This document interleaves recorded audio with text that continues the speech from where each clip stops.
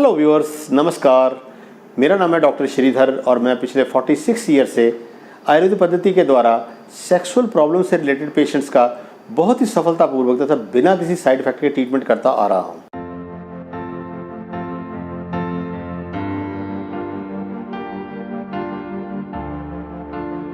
मेरे बहुत से व्यूअर्स मुझे शीघ्र पतन या प्री मैच्योर इजैकुलेशन तथा पूरे इरेक्शन के बारे में बहुत से क्वेश्चन पूछते रहते हैं।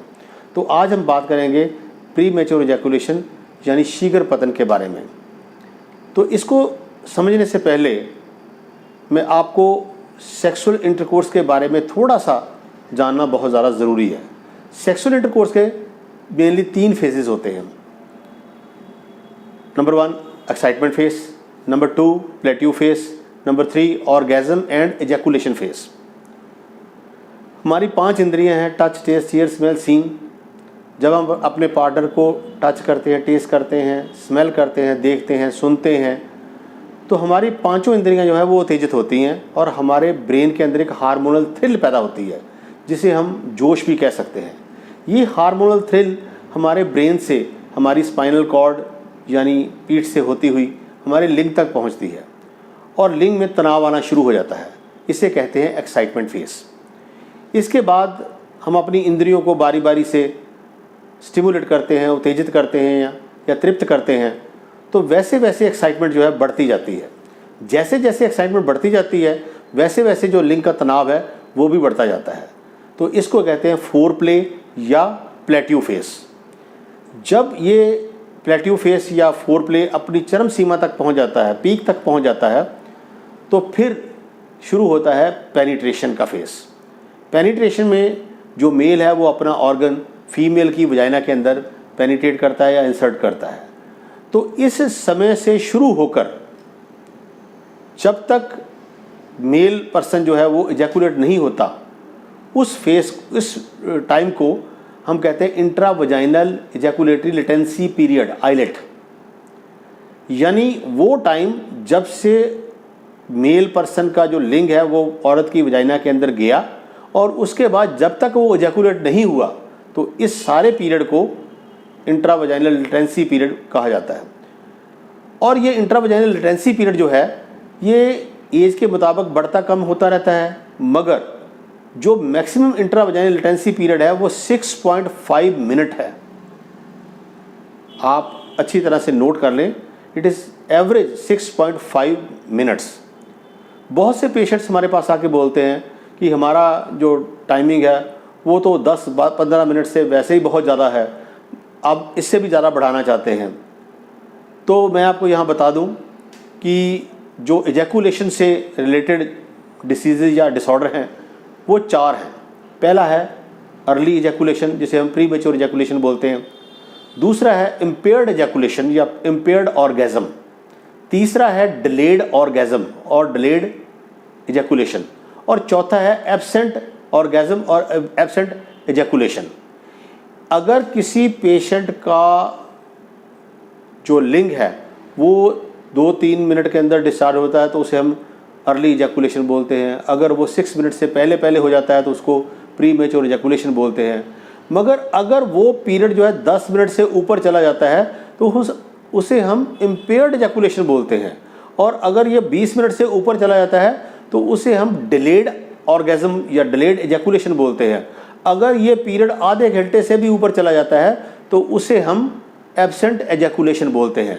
तो इसलिए ये 4 डिसऑर्डर हैं जिनके बारे में आपको अपने क्वालिफाइड वैद्य, हकीम या डॉक्टर से बात करनी चाहिए। बहुत से लोग इसको प्लस पॉइंट समझते हैं कि हमारा टाइम जो है बहुत ज़्यादा है। वो टाइमिंग नहीं है, दैट इज़ ए डिसऑर्डर।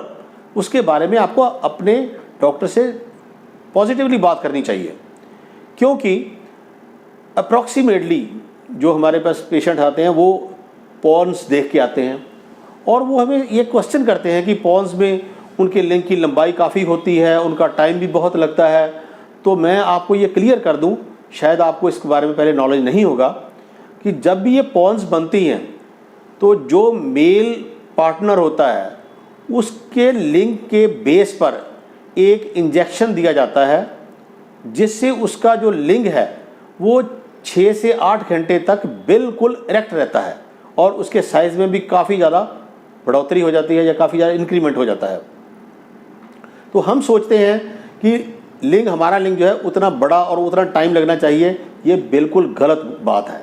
वो जो उनको इंजेक्शन लगाया जाता है वो 4 तरह के इंजेक्शन आते हैं। एक तो होता है सिंपल इंजेक्शन और दूसरा होता है जिसको हम बोलते हैं बाई मिक्स, दूसरा ट्राई मिक्स, तीसरा क्वाड मिक्स। जो बाई मिक्स होता है उसमें 2 इंजेक्शन होते हैं, जो ट्राई मिक्स होता है उसमें 3 इंजेक्शन होते हैं और जो क्वाड मिक्स होता है उसमें 4 इंजेक्शन होते हैं। मतलब एक इंजेक्शन में ही 4 इंजेक्शन होते हैं। तो वो इंजेक्शन जो है उसको इंसुलिन सिरिंज से उसके लिंग के बेस के ऊपर लगाया जाता है और उससे उसका टाइमिंग और उसकी इरेक्शन जो है वो 8 घंटे तक पूरी तरह से बरकरार रहती है। इसलिए आप पॉन्स मूवी को देखकर अपने लिंग को बढ़ाने की या अपने टाइम को बढ़ाने की बिल्कुल कोशिश मत करिए। They people are under the effect of medicines, वो फार्माकोलॉजिकल इफेक्ट के अंडर होते हैं जिससे उनका लिंग का साइज़ और उनका जो टाइमिंग है वो इंक्रीज़ होता है। उसके बाद आता है कि इसके क्या क्या कारण हैं। तो जो प्री मैच्योर इजैकुलेशन है इसके कारणों में सबसे बड़ा कारण है एंग्जाइटी। दूसरा है सेक्सुअल इनएक्सपीरियंस, पेशेंट को सेक्स के बारे में पूरा नॉलेज ही नहीं है। तीसरा है deterioration of relationship between the partners, partners के आपस में रिलेशन अच्छे नहीं हैं। चौथा है विक्टिमाइज्ड बाय द पार्टनर, बहुत से पार्टनर जो होते हैं वो अब फीमेल पार्टनर अपने मेल पार्टनर को कोऑपरेट नहीं करते, जिससे उनको प्री मैच्योर इजैकुलेशन और पूरे इरेक्शन दोनों चीज़ें हो जाती हैं। और पांचवा है परफॉर्मेंस अंडर स्ट्रेस।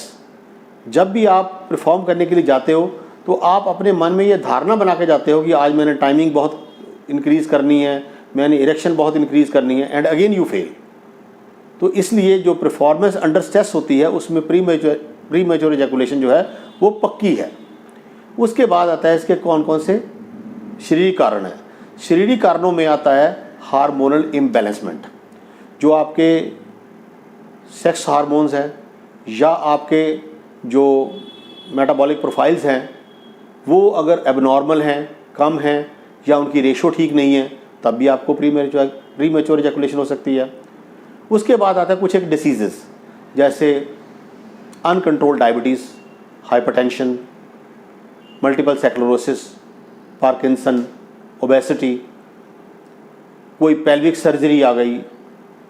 इसके अलावा सक्रोटल और inguinal hernial repair, radiation, prostatectomy, प्रोस्टाइटिस, कुछ एक बीमारियां जो लॉन्ग स्टैंडिंग बीमारियां हैं जिनमें आपका जो सेक्सुअल इम्पैक्ट है वो तो कम नहीं होता, सेक्सुअल पोटेंशियल तो आपका बिल्कुल ठीक रहता है, मगर इनएबिलिटी टू परफॉर्म की वजह से आप प्री मैच्योर इजैकुलेशन के शिकार बन जाते हैं।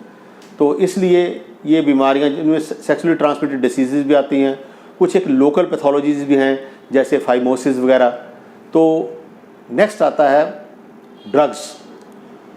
ड्रग्स में आता है alcohol, tobacco, smoking, cocaine, marijuana, recreational drugs, heroin.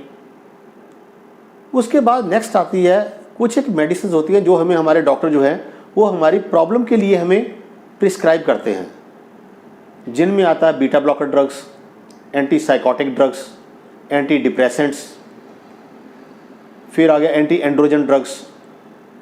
उसके अलावा कीटाकिनाजोल, मेटाक्लोप्रामाइड जो हम आमतौर पे गैस की गोली के साथ इस्तेमाल करते हैं। तो इस तरह की मेडिसिन हैं जो हमारे सेक्सुअल इम्पैक्ट को कम करती हैं और प्री मैच्योर इजैकुलेशन या रिटार्डेड इजैकुलेशन तक भी हमें लेके जाती हैं।